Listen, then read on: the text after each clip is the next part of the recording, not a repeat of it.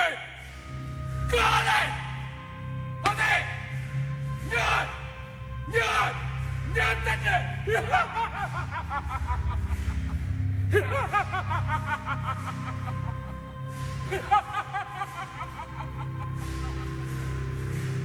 സൃഷ്ടിപ്പെല്ലാം കഴിഞ്ഞ് ദൈവത്തിന്റെ ആലോചനയിൽ സംസ്കാര ദൈവം ഉടലെടുത്തു.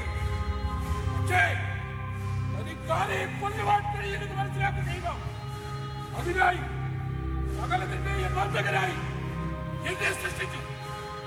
അങ്ങനെ കാലനായി ഞാൻ രൂപമെടുത്തു. ഒരു ഇതിഹാസത്തിൽ ഞാനും ഒരു ദേവനാണ്, യമദേവൻ അഥവാ മാരണദേവൻ.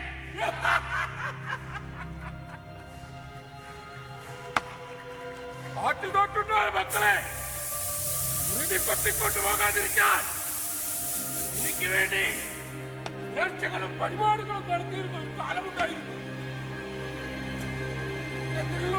ജീവനുമെടുത്താൽ ഞാൻ ദൈവത്തിലേക്ക് മടങ്ങുമ്പോൾ ഉറ്റവരുടെയും ഉടയവരുടെയും വാർത്തനാദങ്ങൾ കേൾക്കാൻ നിൽക്കാൻ എന്റെ കാതുകൾ ഞാൻ കുട്ടിയടച്ചുമായിരുന്നു. ഭൂമിയിലുള്ളവരുടെ വഴിപാടുകൾ കൊണ്ട് പൊറുതിമുട്ടിയിരിക്കുമ്പോൾ ദൈവത്തിന്റെ അരുപാട് വന്നു. അങ്ങനെ മരണത്തിന്റെ ദൂതനായി എനിക്ക് അവധി പ്രഖ്യാപിച്ചു. അവധി. കാലങ്ങളോളം ഞാൻ ഈ ഭൂമിയിലേക്ക് വരാതെയായി. പിന്നീട് മരണമില്ലാത്ത നാളുകളായിരുന്നു.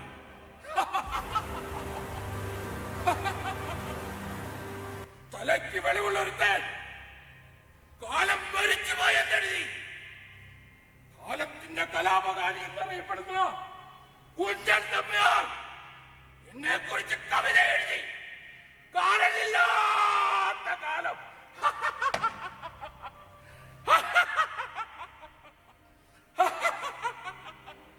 പക്ഷേ കാലം മാറി. നിന്നെ ഒന്ന് വെറുതെ ഇരിക്കാൻ മനുഷ്യൻ സമ്മതിക്കാത്ത അവസ്ഥയായി. വിളിച്ചു വരുത്തുകയല്ലേ എന്നെ, വീണ്ടും വീണ്ടും വിളിച്ചു വരുത്തുകയല്ലേ. രക്ഷിതാക്കൾ സ്വന്തം മക്കളെ കൊല്ലാൻ, സ്വന്തം ഉദരത്തിൽ പിറന്ന മകളെ കൊല്ലാൻ വീണ്ടും വീണ്ടും എന്നെ വിളിച്ചു വരുത്തുകയല്ലേ. എല്ലാവർക്കും വേണ്ടത് എന്നെയാണ്.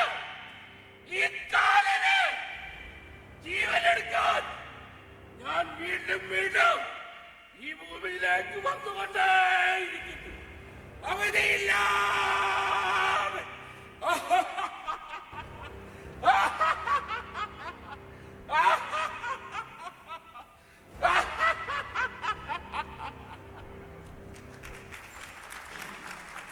ആധുനികതയുടെ ആടയാഭരണങ്ങൾ അണിഞ്ഞ് അന്ധകാരത്തിലേക്ക് വേഗപ്പാച്ചിൽ നടത്തുന്ന ഈ കെട്ടകാലം, മനുഷ്യത്വം നഷ്ടപ്പെട്ട് അറുതിയില്ലാത്ത ക്രൂരതകൾക്ക്, പീഡനങ്ങൾക്ക് അമരത്തുമരുളുന്ന നേതൃത്വം, ലഹരിപ്പിടിയിൽ മുറുകി മാതൃസ്നേഹവും സഹോദരസ്ഥാനവും മറന്ന് കൊട്ടിയാടുന്ന യുവതയുടെ മുന്നിൽ, യുക്തിവാദത്തിന്റെയും യൂറോപ്യൻ അരാജകത്വത്തിന്റെയും ചുവടുപിടിച്ച് പാത തെറ്റിപ്പോകുന്ന സാംസ്കാരികതയുടെ മുന്നിൽ, ക്രയശേഷി വർദ്ധിച്ച വിശ്വാസമേടുകൾക്കുള്ളിൽ വിശ്വാസത്തിന്റെ മറവിൽ മനുഷ്യരെ അന്ധതയിലേക്ക് നയിക്കുന്ന സമൂഹത്തിന് മുൻപിൽ ഞങ്ങൾ ഈ നാടകം സമർപ്പിക്കുന്നു. നാടകം പുനരുദ്ധാരണം. സർഗവേദി സലാലയുടെ ആഭിമുഖ്യത്തിൽ മലയാളത്തിന്റെ മഹാനായ നാടകാചാര്യൻ KT മുഹമ്മദ് എന്ന അനശ്വര പ്രതിഭയുടെ നാമത്തിൽ നടത്തപ്പെടുന്ന 7ാമത് നാടകോത്സവത്തിൽ പ്രതിഭാധനനായ അദ്ദേഹത്തിന് സ്മരണാഞ്ജലികൾ അർപ്പിച്ചുകൊണ്ട് ഞങ്ങൾ തുടരട്ടെ.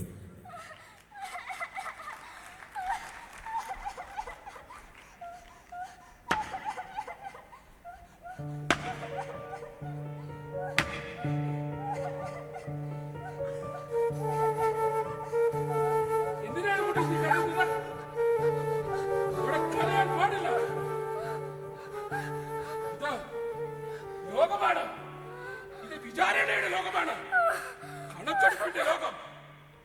കരച്ചിലും ചിരിയുമൊക്കെ വിചാരണയ്ക്ക് ശേഷമാകാം.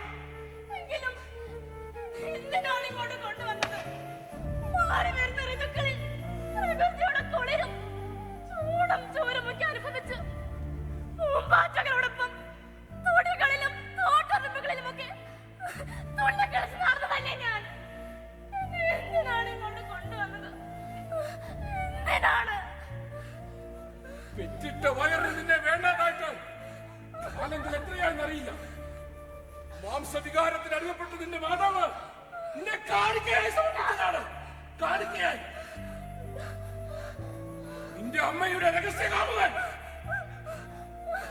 ലഹരിയുടെ മത്ത് അയാളുടെ തലച്ചോറിന്റെ പ്രവർത്തനത്തിൽ ഭംഗപ്പെടുത്തിയപ്പോൾ മരണത്തിന്റെയും ജീവിതത്തിന്റെയും ഇടയിൽ ഈ കിടന്ന് പിഴച്ചത് പോലും അയാളിൽ മറ്റു വിവാദം ഉണർത്തുകയാണ്.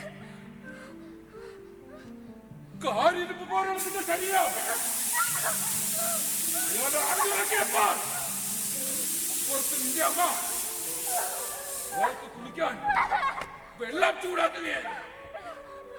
അതുപോലെ നിസ്സാരവൽക്കരിച്ച നിന്റെ അമ്മ നിന്നെ കത്തിച്ച് കളയാനാണ് പറഞ്ഞത്. കത്തിച്ച് കളയാൻ നിന്നെ ബലമായി ഇങ്ങോട്ട് പറഞ്ഞയച്ചത് നിന്റെ അമ്മയാണ്. താരാട്ടുപാടിയും കുഞ്ചിച്ചും വളർത്തേണ്ടിയിരുന്ന നിന്റെ അമ്മ ഒരിക്കലും വിശ്വസിക്കില്ല.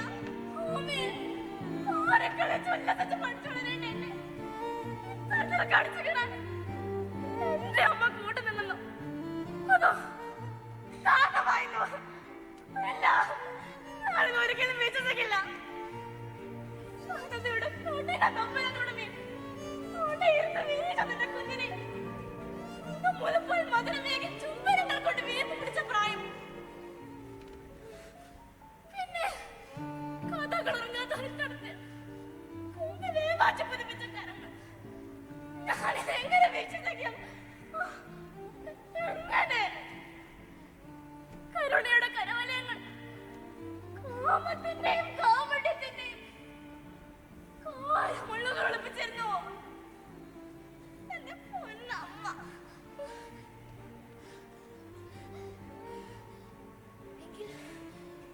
എനിക്ക് അവരൊന്ന് കാണണം. ഇഷ്ടമായ മനസ്സുകൊണ്ട് ബലിഷ്ടമായ കാര്യങ്ങളിലേക്ക് വലിച്ചെറിഞ്ഞ ശ്രീ അവർ നോക്കി കാണാൻ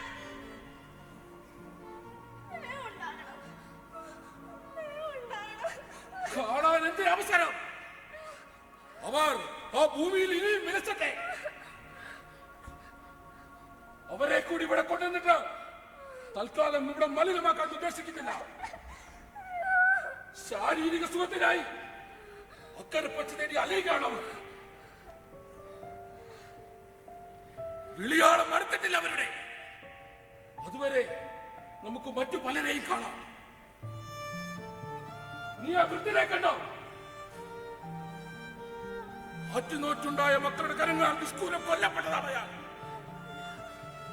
ചോര നീരാക്കി താനുണ്ടാക്കിയ സ്വത്തുവകൾ സ്വന്തം മക്കൾക്ക് പകുതി നൽകിയപ്പോൾ മൂത്തവന് കൊടുത്ത കരഭൂമിയിൽ അരസന്റ് കൂടിപ്പോയി എന്ന കാരണത്താൽ ഉടലെടുത്തതാണ് ആ കുടുംബകലം. അത് അയാളുടെ മരണത്തിൽ കലാശിച്ചു.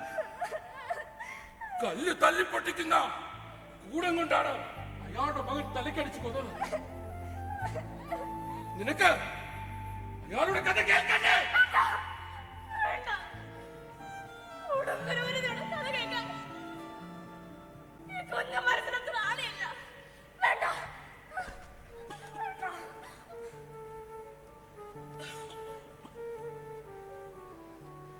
എനിക്കെന്ത് കഥ?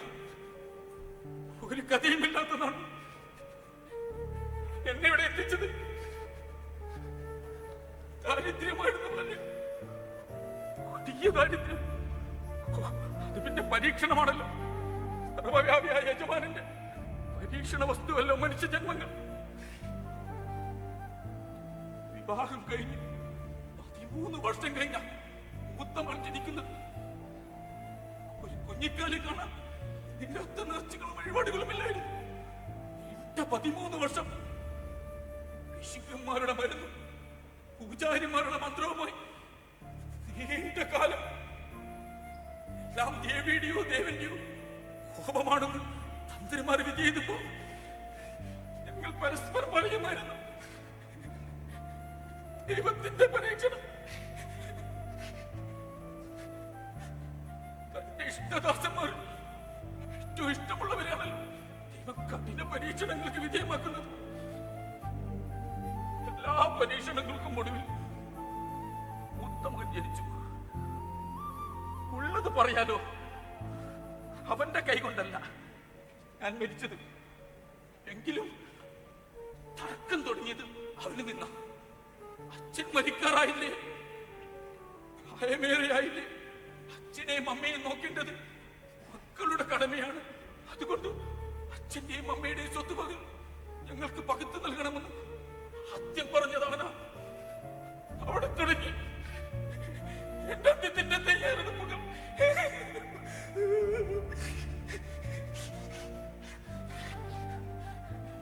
രക്ഷിക്കാൻ ഒരു ദേവി വന്ന് കണ്ടില്ല, ഉപദേശിക്കാൻ ഒരു ദേവനും.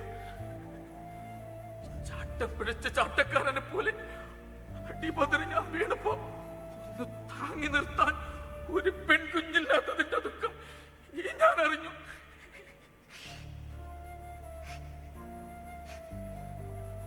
നന്നായി, പഠിച്ചത് നന്നായി.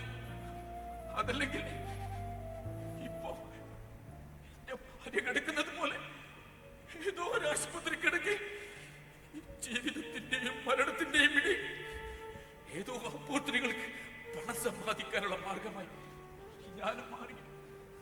അത്രയെങ്കിലും കരുണ കാണിച്ചു സർവേശ്വര, നിനക്ക് നന്ദി, നിനക്ക് നന്ദി, നിനക്ക് നന്ദി, നിനക്ക് നന്ദി.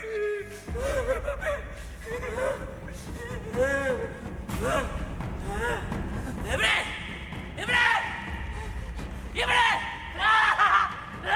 ഇവിടെ ഇവിടെ സ്വർഗ്ഗലോകം, ഇവിടെ സ്വർഗ്ഗലോകം.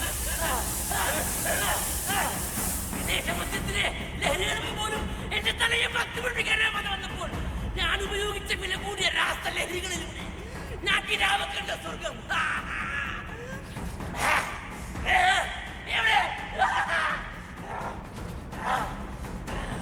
കഞ്ചാവും MDMA-യും എത്രയും പോലുള്ള ഉഗ്രവീര്യമുള്ള ലഹരികളിലൂടെ ഞാൻ അനുഭവിച്ച സ്വർഗം.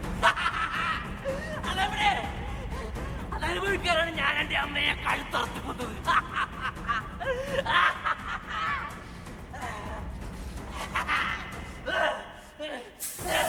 എവിടെയാ സ്വർഗ്ഗലോകം?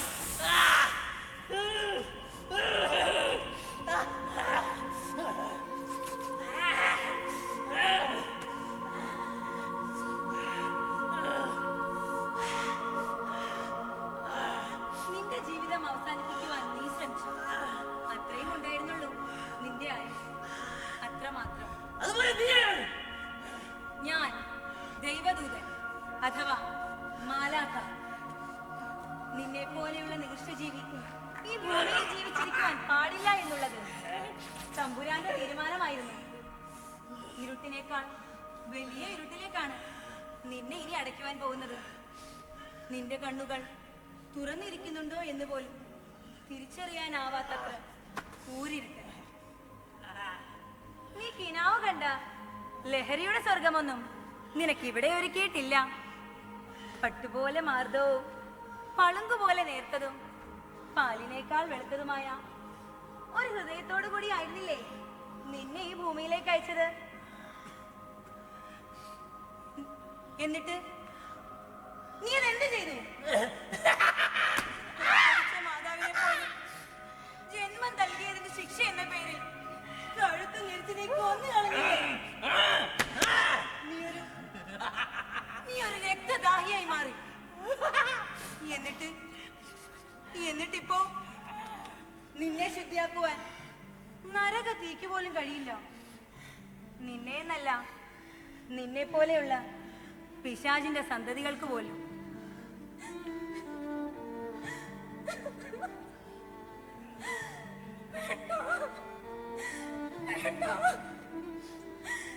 എന്റെ മകനെ ഇരുട്ടിലേക്ക് തള്ളരുത്, നരകത്തിയിലേക്ക് എറിഞ്ഞു കൊടുക്കരുത്. എത്രയൊക്കെ ആയാലും അവനെന്റെ മകനല്ലേ. ഒരു സ്ത്രീയുടെ ജന്മം സഫലമാകുന്നത് തന്നെ ഒരു തലമുറയ്ക്ക് ജീവൻ കൊടുക്കുമ്പോഴാണ്. അടിവയറ്റിലൊരു ഭ്രൂണം രൂപപ്പെട്ടത് മുതൽ സ്വന്തം നിഴലിനെ പോലും മറച്ചു പിടിച്ച് മാറ്റിവെച്ച് എന്റെ ഉദരത്തിൽ ചുമന്നതാണ് ഞാൻ അവനെ.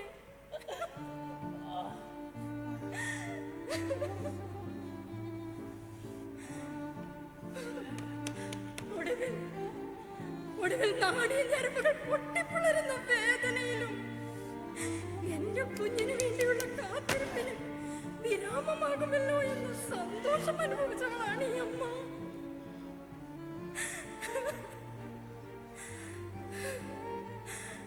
കാക്കയ്ക്കും പൂച്ചയ്ക്കും കണ്ണുവെക്കുന്ന മനുഷ്യർക്ക് മറുപിടിച്ച് കിന്നരി ചോമരിച്ച് വളർത്തിയതാണ് ഞാൻ അവനെ.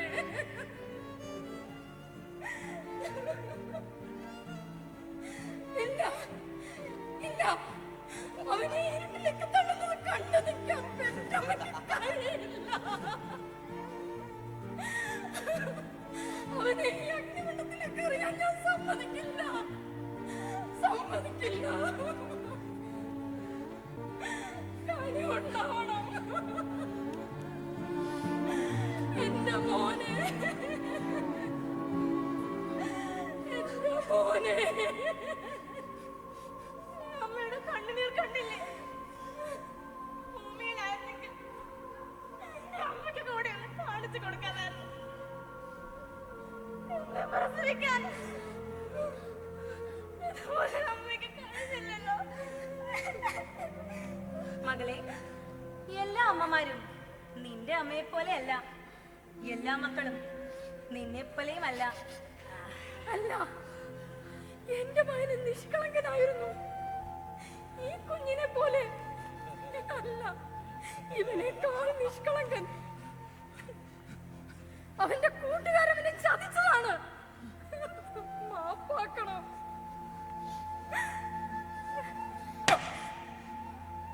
സ്വന്തം അമ്മയെ കഴുത്തറത്ത് കൊന്നത് എന്തിനാണെന്ന് നിയമപാലകർ ചോദിച്ചപ്പോൾ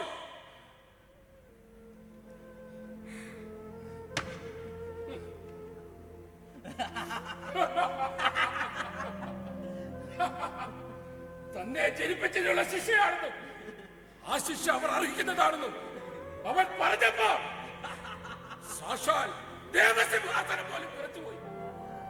എന്നിട്ട് നിങ്ങൾ അവന് വേണ്ടി പാപ്പിരക്കുന്നു. നിങ്ങളെ പോലെയുള്ള അമ്മമാരാണ് ഇതുപോലെയുള്ള മക്കളുണ്ടാകാൻ കാരണമാകുന്നത്. ഇവിടെ മാപ്പുമില്ല, മധ്യസ്ഥയുമില്ല. നിങ്ങൾ ആ കുട്ടിയെ കണ്ടോ?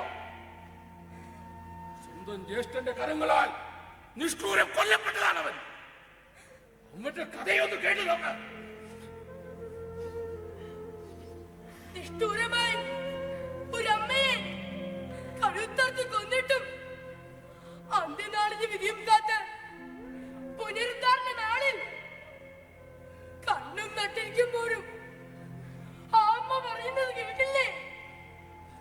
മാപ്പ് കൊടുത്തേക്ക്. ഇല്ലമ്മേ, അവന് മാപ്പ് അറിയിക്കുന്നില്ല. ആ വാക്കുകൾക്ക് അയാൾ അന്യനാണ്. ഇയാളെ പോലെ സഹോദരൻ എനിക്കുമുണ്ടായിരുന്നു. സ്നേഹത്തോടെ എന്നെ പരിചരിക്കുമെന്ന് ഞാൻ കരുതിയ എന്റെ സ്വന്തം ഏട്ടൻ. മൃദുപ്രായനായ ഞാൻ വീണ്ടും വീണ്ടും നിലവിളിച്ചത്, ഏട്ടാ ഏട്ടാ, എന്നെ കൊല്ലല്ലേ, എനിക്ക് വേദനിക്കുന്നു ഏട്ടാ എന്നാണ്. കിന്നരിച്ചും ഉമ്മ വെച്ചും സന്തോഷിപ്പിച്ചും വളർത്തേണ്ട എന്റെ ഏട്ടൻ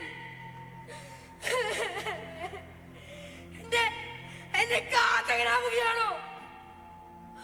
ആ ഏട്ടന്റെ മുഖത്ത് നോക്കി ഞാൻ കരയുമ്പോഴും പേടിച്ച പാട്ടിയെ പോലെ ഗർജിക്കുകയായിരുന്നു.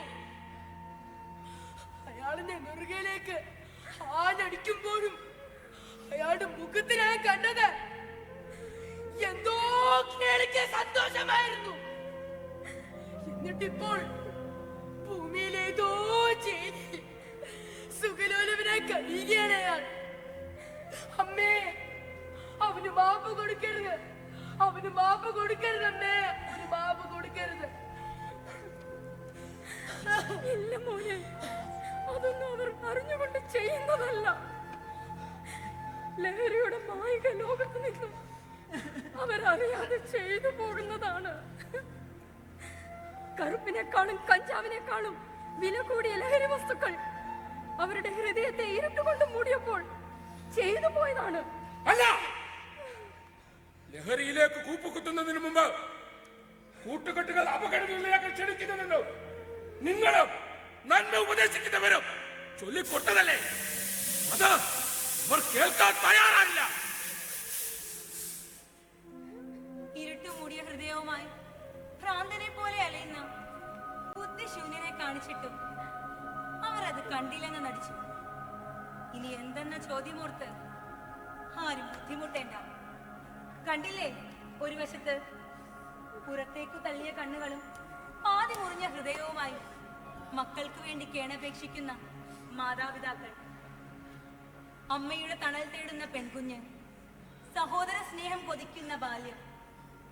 മറുവശത്ത് കുത്തിയടിക്കപ്പെട്ട കാതുകൾ, ദയയടഞ്ഞ കണ്ണുകൾ, കരുണ പറ്റിയ ഹൃദയം, കേൾക്കാൻ ഇഷ്ടമില്ലാത്ത വാർത്തകൾ കൊണ്ട് ഭൂമി മുഴുവൻ ശബ്ദ കോലാഹലങ്ങൾ.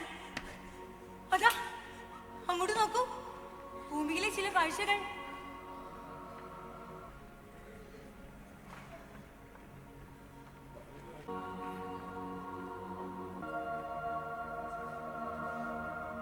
അടിയന്തര സാഹചര്യമാണ് ഇപ്പോൾ വളാഞ്ചേരിയുള്ളതെന്നാണ് മനസ്സിലാക്കാൻ സാധിക്കുന്നത്. ആദ്യം തന്നെ ഒരാൾക്കാണ് HIV ബാധ സ്ഥിരീകരിച്ചത്. അയാളെ ചോദ്യം ചെയ്തതിന്റെ അടിസ്ഥാനത്തിലാണ് അയാളുടെ കൂടെ ഒരു സംഘം തന്നെ ഒരേ സൂചി ഉപയോഗിച്ച് HIV ലഹരി ഉപയോഗിച്ചിരുന്നു എന്ന് മനസ്സിലാക്കാൻ സാധിച്ചത്. ആദ്യം തന്നെ ഇവരുടെ എല്ലാം പരിശോധന റിപ്പോർട്ട് പുറത്തു വന്നതോടെ 9 പേർക്കാണ് നിലവിൽ HIV ബാധ സ്ഥിരീകരിച്ചിരിക്കുന്നത്. കേൾക്കാമോ? ഓക്കെ, ഇപ്പോൾ ഇവരുടെ എല്ലാം ഒരു റൂട്ട് മാപ്പ് തയ്യാറാക്കുന്ന തയ്യാറെടുപ്പിലാണ് ആരോഗ്യ വകുപ്പ്. അതുമായി ബന്ധപ്പെട്ട് കളക്ടറുമായി ഒരു അടിയന്തര കൂടിയാലോചന യോഗം ചേർന്നിരിക്കുകയാണ്. ആരെങ്കിലും ഈ പറയുന്ന വിതരണക്കാരിൽ നിന്ന് ഇത്തരത്തിൽ ലഹരി വാങ്ങി ഉപയോഗിച്ചിട്ടുണ്ടെങ്കിൽ എത്രയും പെട്ടെന്ന് ആരോഗ്യ വകുപ്പുമായോ എയ്ഡ്സ് കൺട്രോൾ സൊസൈറ്റിയുമായോ ബന്ധപ്പെടേണ്ടതാണ്. ഇപ്പോൾ അറിയാൻ സാധിക്കുന്നത് സിനിമാ ലോകത്തെ ലഹരി ഉപയോഗത്തെ കുറിച്ചുള്ള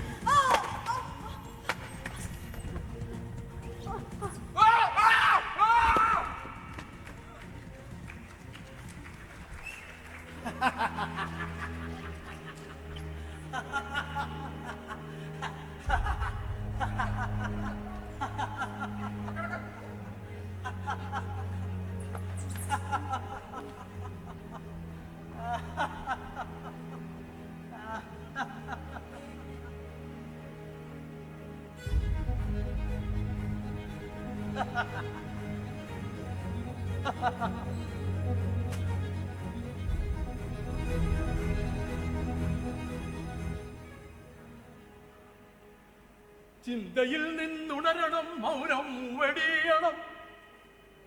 ഇരുളിലകപ്പെട്ട ഹൃദയങ്ങളിൽ നിന്ന് പ്രകാശം ചൊരിയുന്ന തിജ്വാലയായി മാറണം.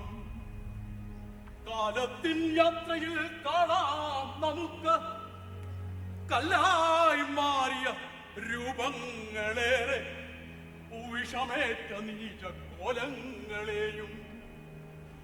പ്രതികരണം പ്രതിഷേധം നമ്മിൽ നിന്നുയരണം, പ്രതികരണം പ്രതിഷേധം നമ്മിൽ നിന്നുയരണം.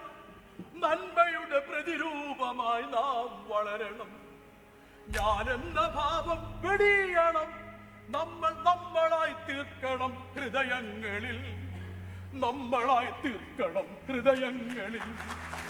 ചിന്തയിൽ നിന്നുണരണം, മൗനം വെടിയണം. ഇരുളിലകപ്പെട്ട ഹൃദയങ്ങളിൽ നിന്ന് പ്രകാശം ചൊരിയുന്ന തിജ്വാലയായി മാറണം. കാലത്തിൻ യാത്രയിൽ കാണാം നമുക്ക് കല്ലായി മാറിയ രൂപങ്ങളെ, വിഷമേറ്റ നീച കോലങ്ങളെ.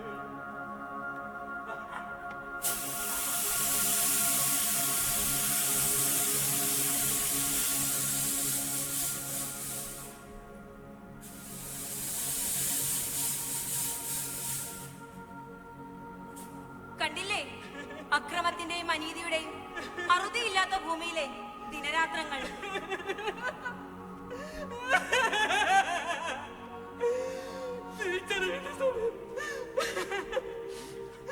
കഴിഞ്ഞില്ലെന്നറിയാം, എങ്കിലും തെറ്റ് തിരുത്തി വീണ്ടും മനസ്സിലാവാനുള്ള ഒരു അവസരമില്ല.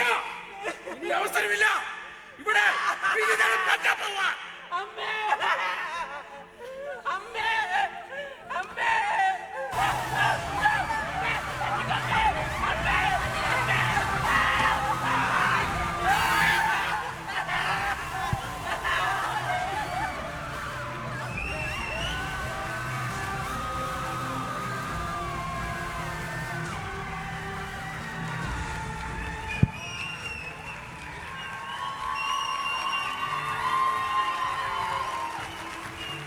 കുറ്റകൃത്യങ്ങൾ കൊണ്ട് കുപ്രസിദ്ധി നേടിയ കുറ്റവാളികളുടെ ഇടയിലൂടെ നന്മയുടെ കാവലാളാകാൻ ആരുണ്ടു ബാക്കി? പ്രിയരെ, പുനരുദ്ധാരണം ഉണ്ടോ ഇല്ലയോ എന്നത് ശാസ്ത്രീയമായി തെളിയിക്കപ്പെട്ടിട്ടില്ലാത്ത ഒന്നാണ്. ഒരു പക്ഷേ തെളിയിക്കാൻ പറ്റാത്തതുമാണ്. മനുഷ്യജീവിതം നൈമിഷികമാണ്. ഒരു പിടി ചാരമായോ ജലമായോ തിരിച്ചു മണ്ണിലേക്ക് അലിഞ്ഞു ചേരേണ്ട വെറും ജഡം. അജ്ഞതയുടെ കെടുതിയിൽ അന്ധത ബാധിച്ച ഹൃദയങ്ങൾക്കുള്ളിൽ ഒരു തരി വെളിച്ചമാകാൻ ഞങ്ങളുടെ ഈ ചെറിയ നാടകത്തിന് സാധിച്ചെങ്കിൽ ഞങ്ങൾ കൃതാർത്ഥരായി. നന്ദി.